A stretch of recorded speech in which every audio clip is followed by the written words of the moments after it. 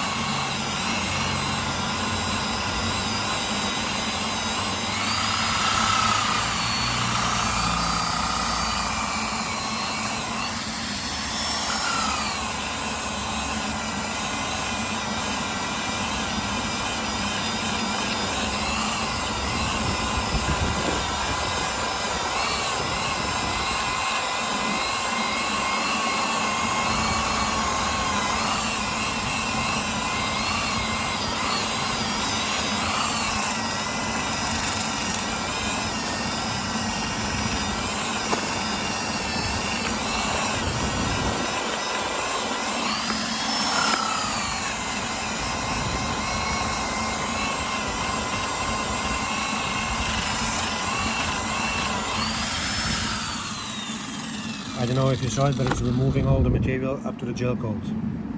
So again, it's heating up the paint and rubbing it away. It's like that what they call it, eraser disc. Look how much paint is there. It's just grabbing into the other paint. Thanks for watching.